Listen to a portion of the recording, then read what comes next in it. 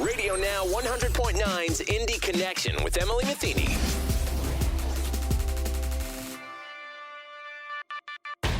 Hello, I'm Emily Metheny, your host. This week, I had a chance to talk with author Chadwick Gillenwater about his new book, Bluebird on Your Shoulder, as well as what the writing process was like for this book versus some of his previous work. We start our conversation with Chadwick describing the new book. I'm really excited to share a little bit about it. It's called The Bluebird on Your Shoulder, and I wrote this book as a way for people to continue relationships when someone dies. Continuing a relationship with your loved ones, friends, family. When they die, your relationship doesn't have to end. So this relationship, or this book, is about that. In particular with my dad, who died when I was 3. He died by suicide. And I've learned that he's never left me. And the book is an intentional way of communicating with those who have passed on. And I've really I've compiled how I'm able to do that with my dad for others to participate that way as well. Mm-hmm. And can you tell me a little bit about the significance? I know you probably covered in your book, but a little bit about the significance of Bluebird. Well, that's where it all started. I was walking in Holiday Park, and I saw these 2 bluebirds land on a branch on a little sugar maple tree. And I had never seen bluebirds before in my life, never real bluebirds. I had seen blue jays, and those are around a lot, but I had never seen actual bluebirds. So it caught my attention, and I left. They flitted off towards the river, and I went on my way, but they stayed in my mind all day. And then when I went to bed that night, I heard my dad's voice in my head, and he said, "Chadwick, I'm the bluebird on your shoulder." And I knew that the voice was not my own.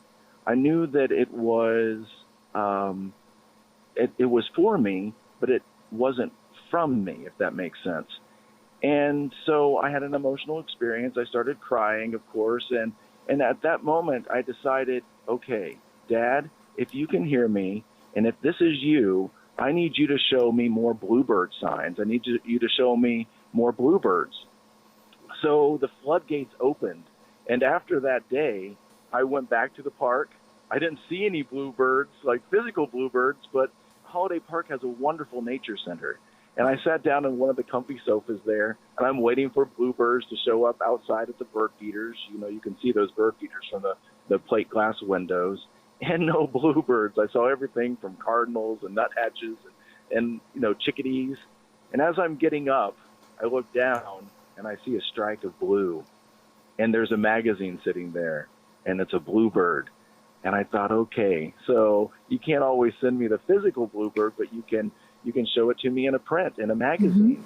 And then from there, I started seeing bluebirds at like Goodwill. And so I started collecting these little bluebird figurines. And my sister, she told me, Chad, you can't collect every bluebird that you see now. Just because our dad comes to you as a bluebird, you're going to have too many bluebirds around. But things just started building. And from that, I thought, okay, so this is how my dad can show me that he's still my dad, that he still loves me, and that he's never left. And that's when I decided to write the book. I thought, okay, if this is happening with me, I know other family members on the other side are trying to do this with their loved ones. They're trying to show that they're not gone, and that your relationships can continue even after death. And was the catalyst for the book. I decided to take a few years and really work with my dad on how he communicates with me. And I worked out very intentional ways of inviting your loved ones to communicate with you and how to incorporate them into your everyday life, just like you would if their physical presence was here. So the bluebird was the beginning of it all. And now I'm able to really communicate with I call them my spirit family. I'm able to communicate with all of them by signs and signals and listening to the thoughts that are in my head that I don't really feel that are mine, It's about being open-minded and aware and receptive. That's what I try to tell folks. Like, be open-minded, aware, and receptive. You can tell when a thought is yours and when it's something else. And that's how I know when my dad is talking to me, if that makes sense. Mm-hmm. I know it sounds a little woo-woo, but it works for me. So. No, that's absolutely amazing. So, especially in this holiday season, as we wrap up the year, after we've been through the pandemic and everything in the past 2 years, how does this really, we see a lot of impact with our mental health around this time every year. Mm-hmm. How has being able to communicate beyond death, how has that affected you, and how do you think that can help other people?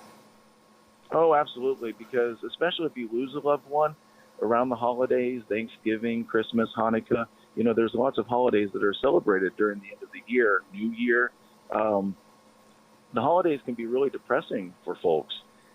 I've learned that I can incorporate them in my life, those that have passed. We often have, at our family get-togethers, we will invite our loved ones to join us. We'll often put a photograph of them. We will play the music that they loved. We'll cook the foods that they enjoyed, and we intentionally invite them to continue relationships with us. And then, lo and behold, it never fails. Some kind of sign or signal, someone will knock on the door that we weren't expecting, or something will happen to confirm that they're there. And that's the beauty in it. When all of this first started happening, it would be like incredibly jarring, because you're like, oh my goodness, did that just really happen? But now that it's happened so much, and that we've really incorporated, I'm talking about my family, we've incorporated this into our lives. It's just like we nod and like, yep, they're here. But like you said, the holidays can be difficult. My dad, he died by suicide, and my family, we've lived our lives in the wake of that. And I think in many ways, especially around the holidays, my dad comes really close, because he doesn't want us to be sad, because he's not sad. For where he is, I don't know all the answers, and I'm not going to pretend that I do, but from where he is, I know that he's happy, and he wants us to be happy. He wants us to celebrate the holidays with him, and I know that we can all do that. Mm-hmm. And it's by being open and being receptive to the messages that they're sending. Absolutely. I like to think of it as a three-parter: being open, aware, and receptive, because I believe that our loved ones are constantly sending us signs and signals. They want us to know that they're not gone. And if we are open, aware, and receptive, then we will see those signs and signals. And when, like, for example, if I see a bluebird or something pops up that reminds me of my dad, like I might see the numbers of his birthday or his birth year, which was 1958. Like yesterday, I was at the dollar store buying prizes for some of the students that are in my after-school classes. And the receipt, the bill ended up being $19.58. And I knew that was my dad. He was riding along with me. In many ways, I think he will show up and say that he's proud. He's like, good job, son. Just what a father would do if he was here. He's proud of me. So, like, he'll send me little numbers or bluebird signs just to say that he's aware and that he's proud. And I know that will resonate with everyone, because when your mom or your dad or your grandparents die, you still want to know that they're proud of you, that they're not gone. So. No, exactly. And these signs can be different from person to person, just whatever has that significance, either birth years, times, favorite animals, just different signs, really. Yes. And there's a place in the book where I call it spirit tag. And you can give your loved one, say it's your grandmother. You say, okay, Grandma, I want you to show me roses and how about roses and your name? Maybe her name is Phyllis, Okay. And throughout the day, you look for roses and her name. And I guarantee you, some way, somehow, she will figure out how to put those two things together to show you that she's there. I call it spirit tag. You can also do this with your loved ones. Maybe you're on a road trip and you're wanting to connect with one of your loved ones. And we did this on a trip to Tennessee last year for my birthday. I was with my best friend and my sister, and we gave different loved ones who had passed on different signs that they could put together to show us along the trip. And it just kind of showed us that they were with us and that they were along for the journey, you know. But it can literally be anything. You can, if there was something significant in your life with them, maybe they collected ladybugs, or maybe they loved flowers, maybe sunflowers in particular.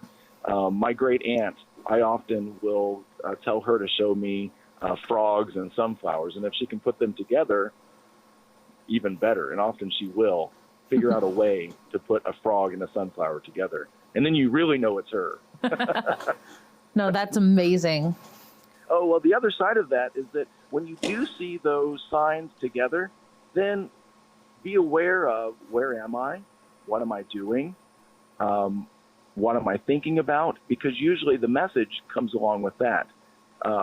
If you're going on a trip, they're with you.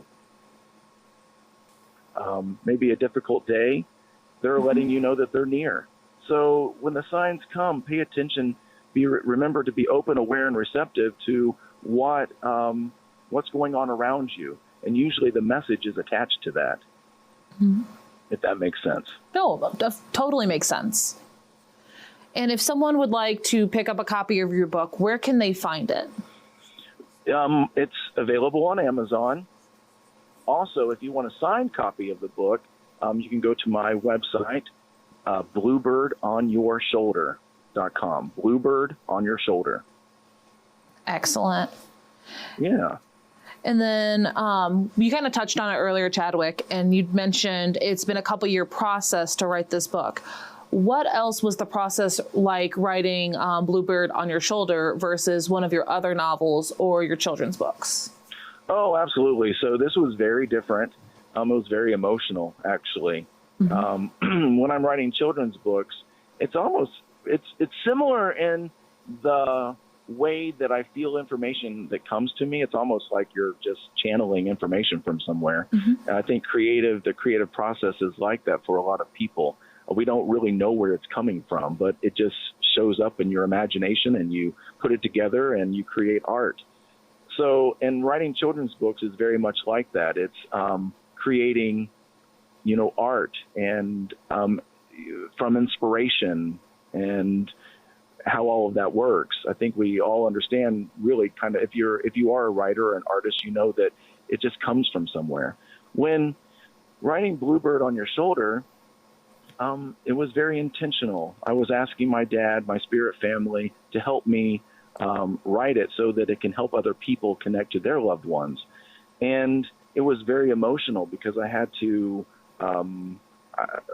examine different parts of my life. I had to examine my dad's suicide and how that affected all of his family, my sister, my mother, who we all lived in the wake of that.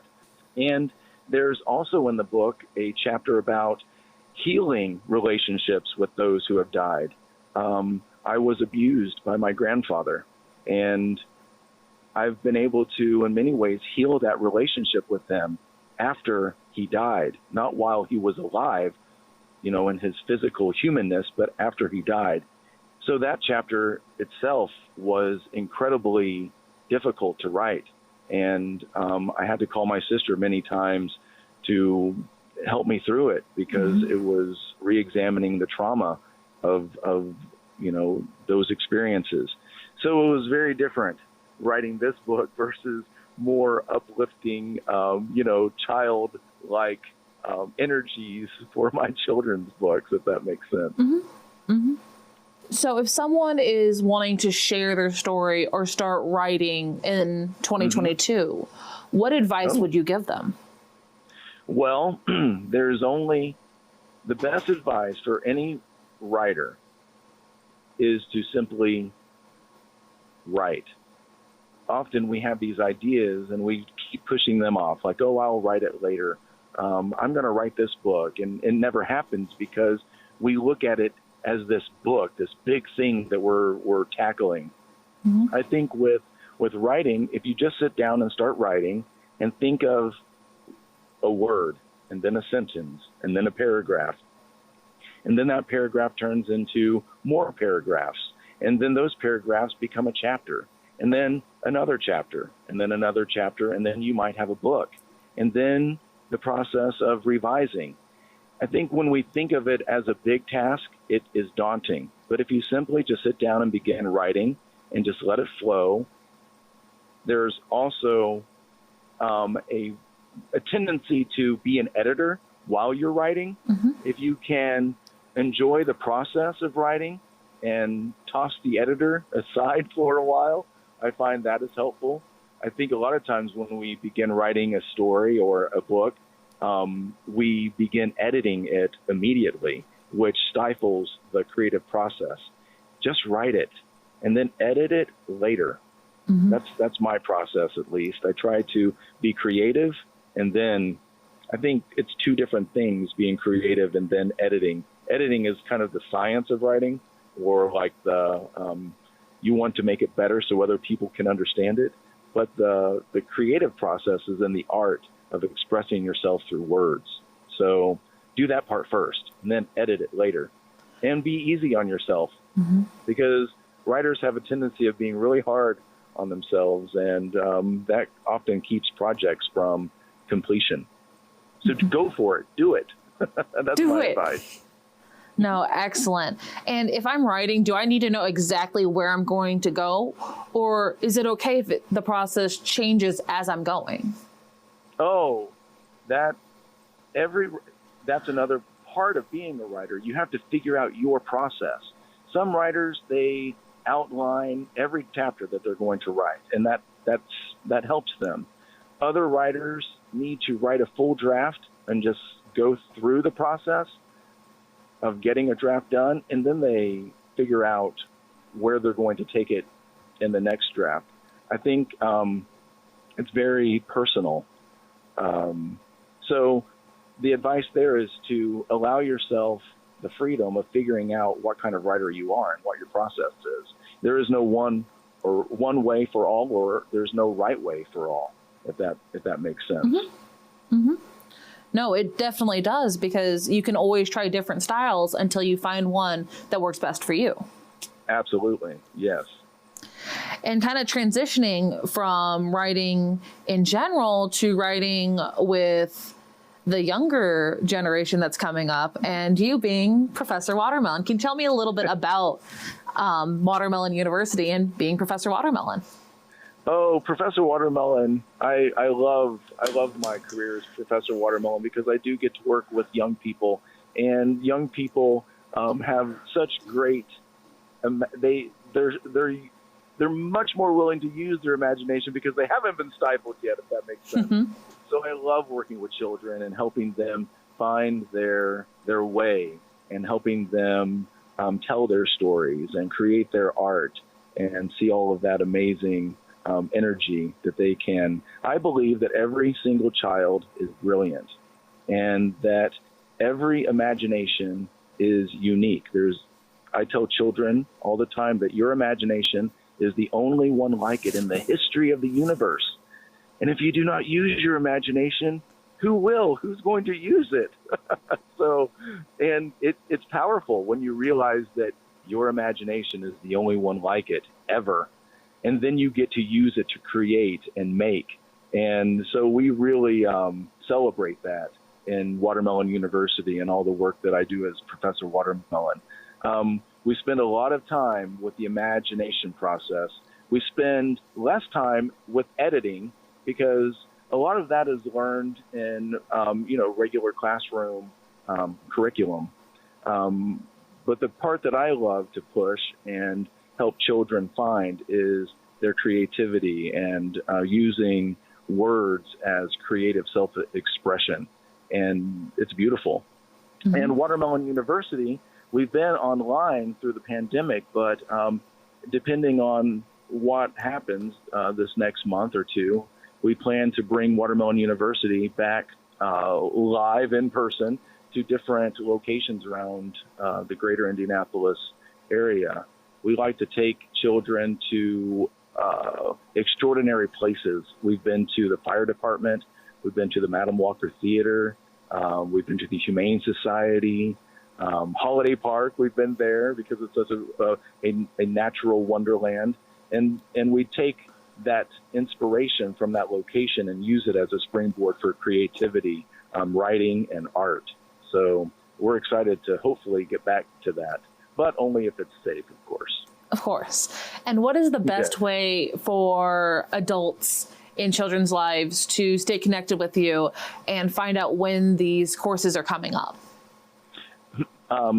So I have two websites. I have Bluebird on Your Shoulder for that book, and then all of my work as Professor Watermelon. It's easy to find me. You can just Google Professor Watermelon. That's easy. Or you can go to professorwatermelon.com, and that's where I list all of the classes and all the ways to stay connected there. And also my book links to my children's books are there. Excellent. And if someone in a child's life sees that they have an interest in writing, what is the best way that they can support them? Oh, absolutely. So if you have a child in your life that you know is a storyteller and that they want to express themselves through their words, make sure that they have the materials to do that. That means pencils, markers, pens, colorful pens, paper, lots of paper. If they like, I find that children often really enjoy the tactile things like pens and paper. And then, of course, if they have access to a computer or an iPad of some sort that they can type up their stories, that is always great as well. And also celebrating the work that they create. And here's something that adults often will do that I try to help avoid. Critiquing the work immediately. When a child is interested in writing, celebrate that. Celebrate the work that they create, the stories that they make. And a lot of times we want to edit their work. We want to show them where they made their mistakes, where they didn't put the period or the comma, or how something might not make sense. Do that stuff later.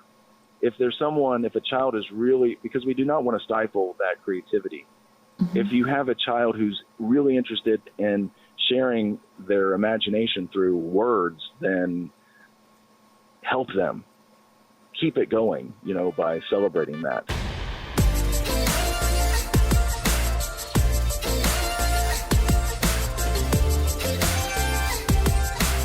To find Chadwick's new book, Bluebird on Your Shoulder, you can go online to bluebirdonyourshoulder.com. Or if you want to learn more about him being a children's author as Professor Watermelon, or some of these educational opportunities for your kids, you can go to professorwatermelon.com. Thank you for joining me this week, and please join me again next week, where I will be talking with two local experts about buying a house in 2022. Until then, have a great week. Radio Now 100.9's Indy Connection with Emily Metheny.